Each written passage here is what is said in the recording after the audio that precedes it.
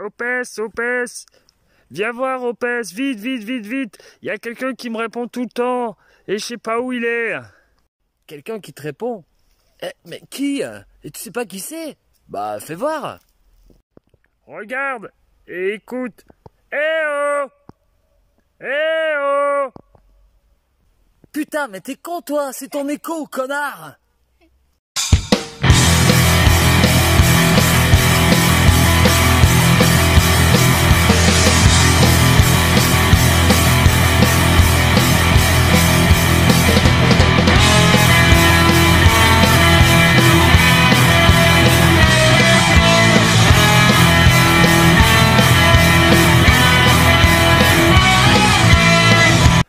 Salut tout le monde, ici Opes et me revoilà pour un nouvel épisode de Opes vous dit tout. Alors, aujourd'hui, qu'est-ce qu'on va voir ensemble dans l'épisode de Les Copains? Donc en fait, aujourd'hui, on va aller dans un sujet que pas mal de personnes se posent la question, en fait, c'est comment définir en fait un tank d'une couleur dans une alliance. Donc on va aller voir ça ensemble, les copains. Donc c'est parti pour l'épisode, go.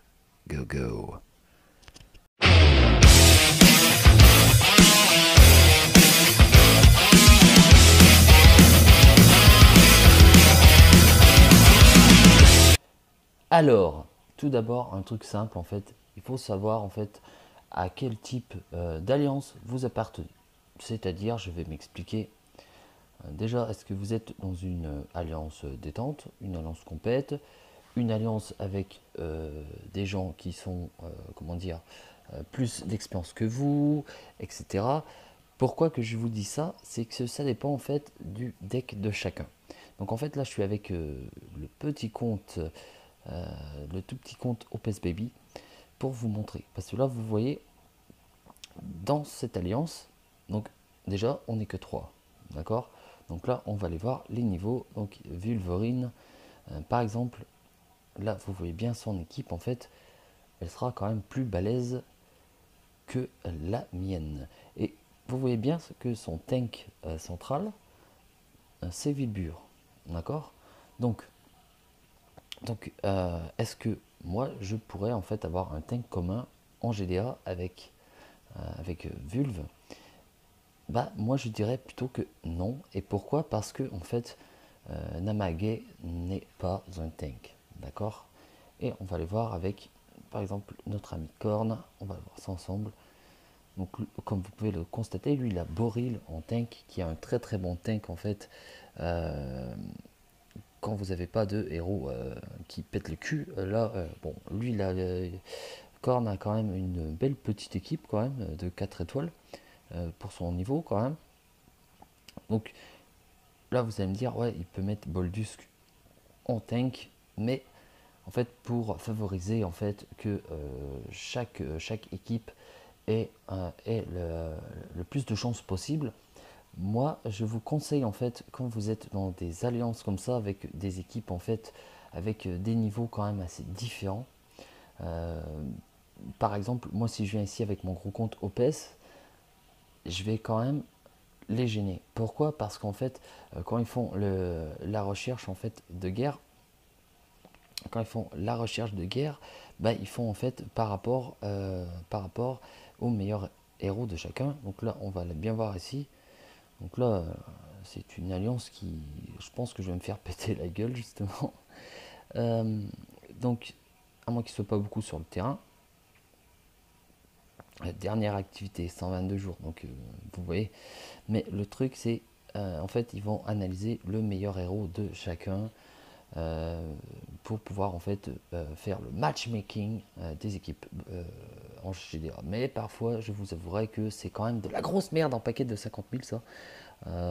C'est parfois très très mal fait, surtout dans les petites alliances comme ça. Et c'est pour ça que j'ai refusé des invitations de petites alliances, parce qu'avec mon niveau, bah, je vais plus les gêner qu'autre chose, que ce soit en titan aussi, parce que avec OPS fut un temps, j'étais quand même pas mal mercenaire. Donc aller taper du petit titan, bah, ça monte vite. Et après, bah, quand je m'en vais, bah, ça les gêne. Et pareil pour les GDA, ça peut les gêner parce que plus tu tapes fort, après bah, tu tombes contre une bonne équipe en fait, plus tu gagnes et plus tu tombes contre des équipes assez balèzes. Donc ça, ça peut, voilà. Après, moi je conseille euh, pour ce type en fait, pour ce type d'alliance, quand vous êtes vraiment à des niveaux différents, mettre en fait votre défense la plus balèze. En fait, je vous conseille de mettre la défense qui va tenir le plus. Parce que le but en fait dans la GDA, c'est que les ennemis se cassent la gueule sur vous. Donc en fait, si vous avez un tank comme par exemple, on va retourner sur Opus Baby, si je mets par exemple Namahage, il va se faire flinguer directement. Ça c'est même sûr. Et même après, si je mets une autre couleur par exemple forte par rapport au héros de Vulve, bah ça va peut-être pas coller quoi, tu vois. Donc moi je vous conseille en fait de mettre votre défense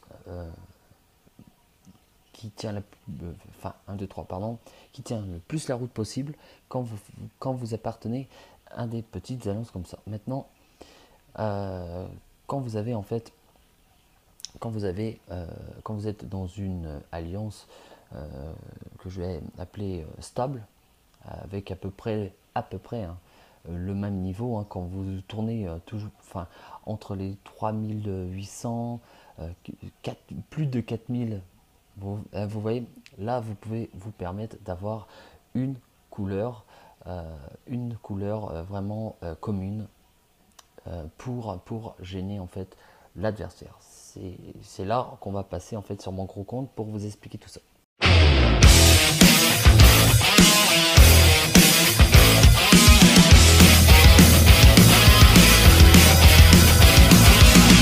Alors, quand vous êtes dans une alliance comme dans celle que je suis en ce moment, donc gros bisous à vous hein, les Foldingos, et un big up à mon ami Dom que j'ai retrouvé par hasard hein, là, donc gros bisous poteau.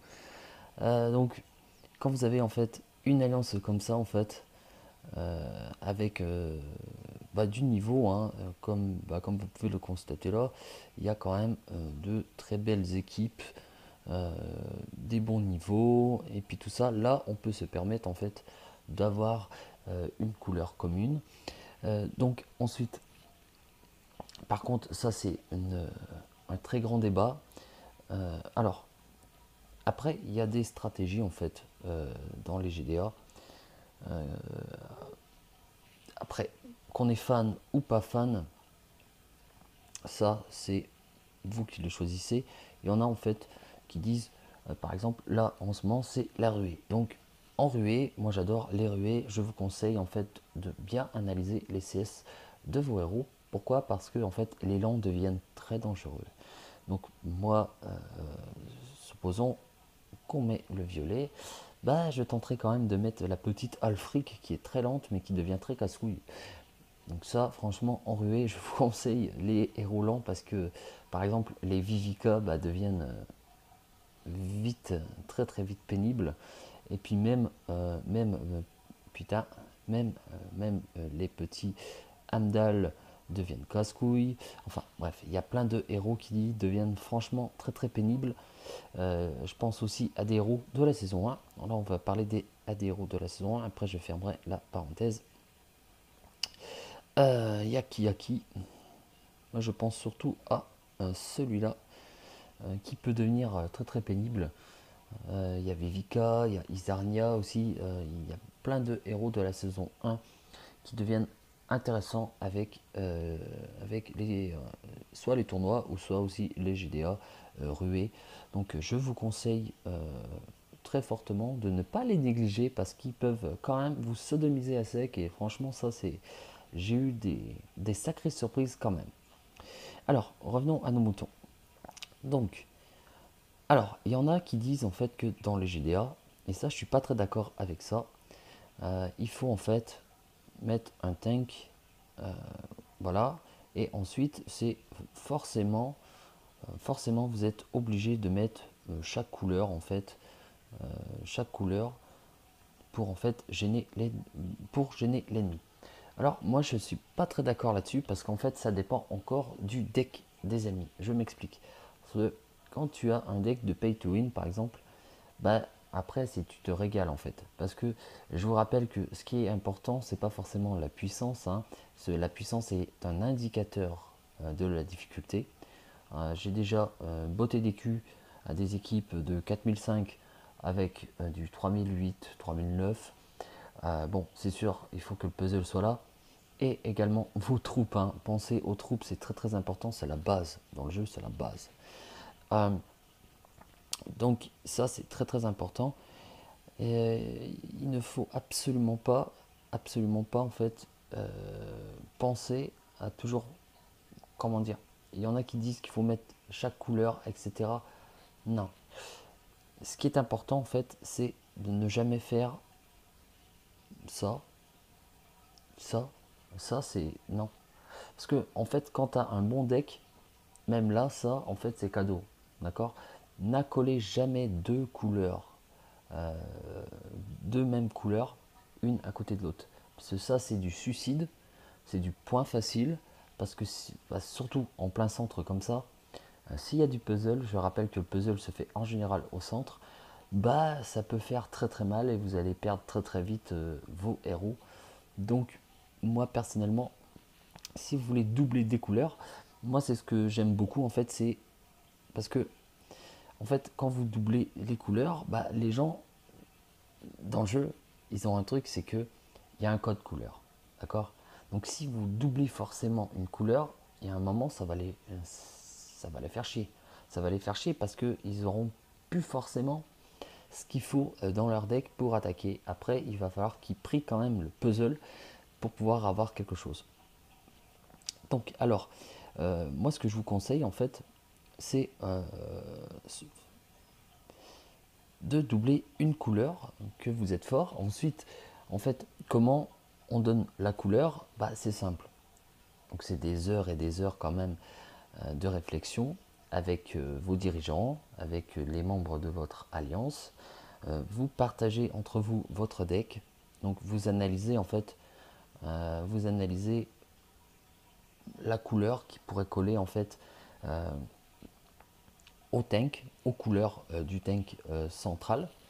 Et ensuite, vous dites là comment que j'ai fait hein, avec deux couleurs aussi, c'est pareil. Vous analysez en fait votre couleur que tout le monde a le plus de héros en fait qui pourrait casser les couilles et qui pourrait être intéressant. Et ensuite vous dites oui, soit on met un tank de la même couleur et le reste de l'équipe, bah c'est comment dire, c'est à votre convenance. Ou bien vous vous dites alors on va essayer ça, on va doubler une couleur pour essayer en fait que l'ennemi se casse la gueule en fait sur nous. Moi c'est ce que je kiffe parce qu'en fait là les jaunes ça va peut-être les faire chier parce qu'il va falloir qu'ils attaquent en jaune. Donc si tout le monde fait ça, ça peut être quand même assez casse-couille. C'est sûr que derrière il faut quand même avoir du deck, avoir des héros qui tiennent la route, etc. Mais vous pouvez quand même toujours rester avec un tank central, ça marche aussi très très bien, mais il faut quand même analyser le héros que vous mettez. C'est sûr que ça ne va pas arranger, hein. Tout le monde ne sera pas forcément super content.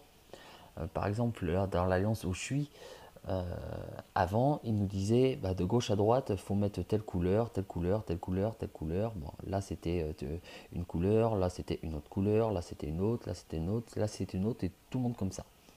Bon, alors, bon, là, j'ai fait 2 GDA comme ça avec eux et ça a bien fonctionné. Donc, est-ce que c'est la chance, machin et tout, mais on a fait quand même de très très bons scores. Encore GG à tout le monde, hein, franchement. Vous allez les voir en screen. C'était de très très bons scores et franchement, très très belle GDA, très très bonne équipe, très très bonne cohésion. Encore GG à tout le monde. Et comment dire, là je m'égare un peu, excusez-moi. Ensuite, ça, je suis pas très fan. Je suis pas très fan, pourquoi? Parce qu'en fait, ça peut. Bon, moi je m'en fous, j'ai un bon deck de pay to win. Oui, j'assume, pay to win. Mais le truc, c'est tout le monde ne pourra pas forcément en fait faire ce, enfin ça. Je vous explique pourquoi. Parce que si on te dit, par exemple, il faut le jaune à l'aile et que tu as en fait que des bons soigneurs, enfin que des bons héros, pardon. Moi, par exemple, Guenièvre, bah, je vais jamais la mettre là-bas. Pourquoi? Parce qu'en fait, sa CS ne sera pas mis en avant. Donc parce que elle fait les deux acolytes de chaque côté. Et puis c'est pareil pour d'autres héros. Hein. Euh, c'est pas forcément Guenièvre, mais il y a plein d'autres héros qui donnent en fait, par exemple, un Boril non costumé. Bah si ils nous disent de mettre le bleu là, ben ça va quand même, ça va pas être bien. Donc au lieu de mettre Boril, faut quand même analyser ce que tu vas mettre. Bon, c'est sûr qu'après, je reviens sur le fait de la puissance n'a rien à voir.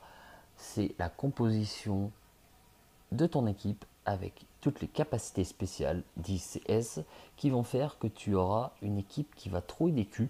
Donc, moi personnellement, après, c'est ce que j'ai. C'est lors de la dernière GDA. J'avais pas ma puissance maximale. Et alors, bah, ils m'ont jamais OS. Donc ça veut dire que ça tenait la route. C'est l'analyse de en fait ta formation que tu fais. D'accord? Donc là c'est spécial parce que c'est la ruée, donc là tu peux te faire plaisir à mort. Parce que dans la ruée, les compositions d'équipe peuvent être totalement différentes. Parce qu'en fait c'est rapide. Donc tout le monde devient en rapide. Donc ça veut dire que il y aura quand même de très très grandes surprises. Par exemple, si tu mets le violet, bah, Zoulag en tank ruée, c'est très très convenable. Hein. Voilà, par contre, des héros que je ne vois pas tank. Il y a par exemple, il y a Rigard. Pourtant, Rigard, c'est un très très bon héros de la saison 1. Un très très bon soigneur. Et on va aller voir ça ensemble. Parce que franchement, Rigard au centre, s'il y a du puzzle, bah, tu te fais entuber direct. Donc franchement, et puis il n'y a pas que lui. Hein. Par exemple, bah, Proté pour moi n'est pas du tout un tank. Si vous avez Proté, bah, ne mettez pas en tank. Il y a aussi Merlin, il y en a plein. Euh, lui par contre, il peut faire le job. Lui, franchement, ça peut faire le job. Mais par contre, je veux pas avoir ça, quoi. Une Vivica tank, non. Par exemple, si vous avez un petit tank, un petit deck, pardon, ça c'est pareil. Ça c'est pas un tank. C'est vraiment pas un tank. Il faut analyser en fait ce que vous mettez quand même au centre pour que ça tienne la route, pour pas que votre équipe soit en fait un cadeau, soit du pain béni en fait. Il faut vraiment que vous en fait analysiez bien en fait l'ACS du héros choisi, voir en fait aussi la troupe que vous choisissez. Il faut vraiment être dans l'analyse totale. Vous n'allez pas mettre des héros franchement qui peuvent en tank central qui peuvent servir à rien, hein, comme par exemple le chat de Cheshire quoi. Franchement, moi je vois ça, je suis mort de rire. La dernière fois, les ennemis étaient en tank vert et en face, il y a eu un tank, franchement, qui m'a fait juste rigoler, mais grave. Je l'ai dit sur le chat, j'ai fait non, mais mort de rire quoi. Un Peter Tank. Ah non, absolument pas, absolument pas. Après, en vert, c'est vrai qu'il n'y a pas forcément énormément de tanks. Moi, c'est pour ça que je suis pas fan du tout. Donc, moi, je vois plein de Telluria tank, mais depuis qu'elle a été nerf, moi, j'ai enlevé ses emblèmes et je les ai mis à Frida, qui m'est beaucoup plus utile. Donc, enfin voilà, pour moi en vert, il n'y a pas énormément de héros que tu peux mettre tank. Il y a Kashrek par exemple, mais bon, je vais pas mettre Kashrek parce que j'ai du héros qui tient un peu plus la route quand même. Mais après, hein, c'est quand tu vois par exemple des Cayman tank, des Buddy tank, euh, non, non quoi. Non, non, non, non, pas du tout. Il faut absolument bien choisir les héros que tu mets en tank. Analyser vraiment ce que tu mets. Parce que par exemple, un très bon héros de la saison 3, il y a Cravel, hein, El Blaireau. Bah, franchement, c'est pas un tank. C'est pour ça qu'il faut vraiment analyser l'ACS, voir si ses stats en fait tiennent la route, hein, en tank. Donc voilà, donc c'est vraiment une analyse. Après, il y a d'autres stratégies qui existent et que je suis pas fan, mais je vais expliquer pourquoi. Alors, supposons qu'on ait en tank un violet, d'accord? Alors, il y en a qui font ça, qui vont doubler une couleur de chaque côté. Ils vont doubler forcément la couleur en fait opposée au code couleur. Donc, qu'est-ce qui baise le violet? Bah, c'est le jaune. Du coup, bah, ils vont mettre du jaune. Supposons que c'est, par exemple, là je vais faire n'importe quoi, mais c'est pour que vous compreniez bien. Si tu mets un tank comme ça, ils vont faire, non, ils vont faire ça. Alors ils vont mettre deux rouges de chaque côté.